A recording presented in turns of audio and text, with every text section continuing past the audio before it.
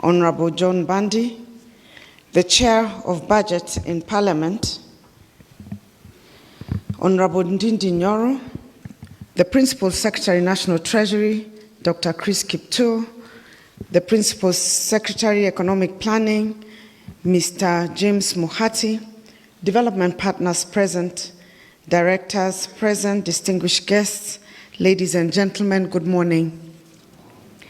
I am delighted to join you today for the launch of the budget preparation process for the medium-term period of 2025-26 and 2027-28. I was just mentioning to Waziri that for me this is very nostalgic. Having spent very many years at the Treasury, we've been here many times during the launch of the medium-term period. This process is not only vital for the national government, but also for the county governments, as we are keen on national development for realization of our shared vision of a prosperous and inclusive Kenya. As county governments, we recognize the importance of prudent financial planning to achieve the desired development goals. I laud the National Treasury for the collaborative approach taken to ensure that both the national and county governments achieve sustainable development. The budget process is key as it provides budget manuals. I wish to congratulate the National Treasury for this remarkable initiative to develop manuals that will guide and further simplify the budget-making process for those that took part in the development of the budget manuals. I assure you of the commitment by COG in coordinating the dissemination and collaborating with the National Treasury in the review and continuous capacity building of the manual.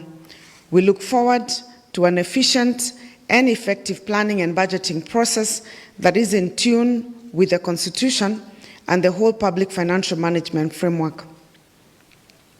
Before I sit down, allow me to just mention three things. One, of course, as you know and you have heard, every time we get the opportunity to have this conversation on the budget-making process, counties have one or two requests to make to the National Treasury. While we're making the plans for the budget, we would like to request that, as we do, that we also make clear plans on the disbursement of resources. As we speak, counties are in arrears about 3 months, with about 96.35 billion that hasn't been released to the counties, which is hampering service delivery and development project. We would be very happy that if we enhanced our capacity in terms of disbursements and make them a little bit more predictable, we will be able to achieve a lot more in terms of not just service delivery, but also development. The second issue that I would like to comment on is on the issue of the budget, where you have heard, as the Chair of Parliament has said, we have a budget of about 3.8 trillion shillings, of which 2.6 trillion is ordinary revenue. And when you look, we have about, maybe not very precise figures, but about 700 billion in deficit. I think while we sit here to start this process, Waziri, one of the things that your team may have to look at is how to deal with the challenges that we are facing in terms of revenue collection. And in my view, I do not think that revenue collection can increase or can be enhanced without deliberate efforts to stimulate the economy. And the best way to stimulate the economy is to ensure that we are expanding in terms of manufacturing and trade and grow the economy right from the bottom at the county's level. So my view is that other than just sitting down and saying this is what we are collecting right now, the team at Treasury needs to critically look at the ways that we can expand our base so that we can be able to collect the revenue that we require to run the country. Finally, This is a comment on the issue of the CRA proposed formula on the division of revenue.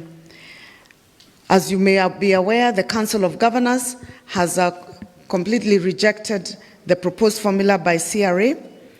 And the reason we have done that is because the proposed formula causes about 24 counties to lose revenue, ranging from about 300 million, some even losing up to 900 million shillings per county.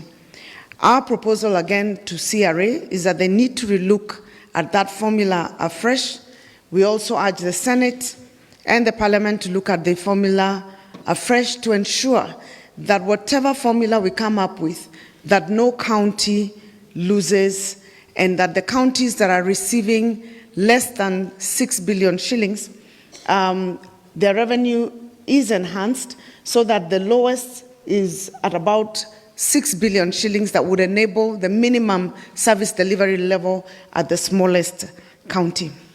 With those few remarks, I wish to thank you, and may this be the beginning of a productive budget-making process. Thank you very much. Let me now take this opportunity to welcome the CS National Treasury to make his remarks. Karibu Waziri.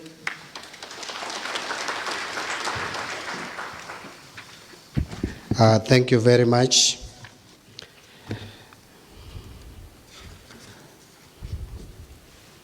The Chair, Council of Governors, Governor Anne Waiguru,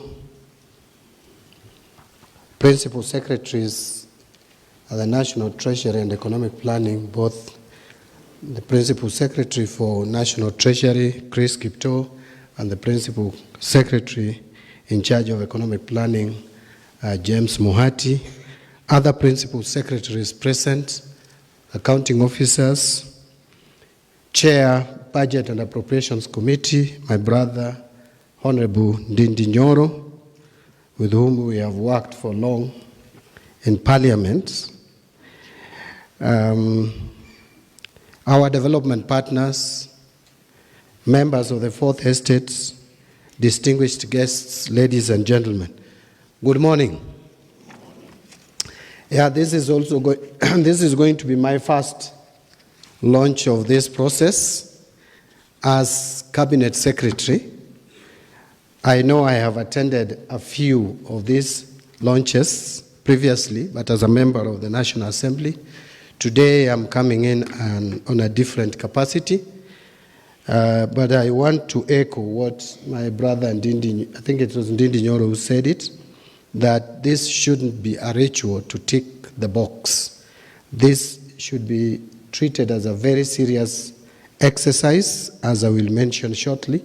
It is a launch with a difference. We are changing the mode and method of doing the budgeting, as you will hear shortly.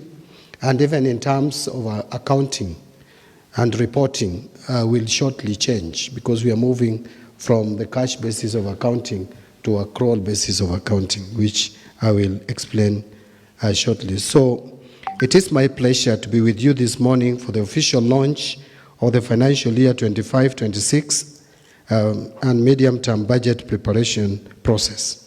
Indeed, this is my maiden launch of this process, as I've mentioned.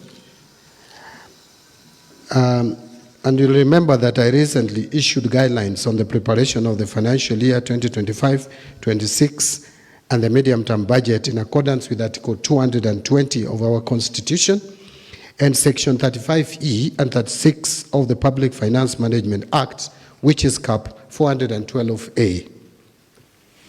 It is further to these guidelines that we are here today to officially launch the preparation process of the financial year 2025-2026 and the medium-term budget. Ladies and gentlemen, as we launch this process, it is important that we appreciate the economic environment within which we are operating. I know my colleagues have alluded and mentioned the economic space and economic environment, but allow me also just to echo a few issues around the same. In the global scene, economic growth is expected to remain subdued over the medium term as the effects of high inflation, restrictive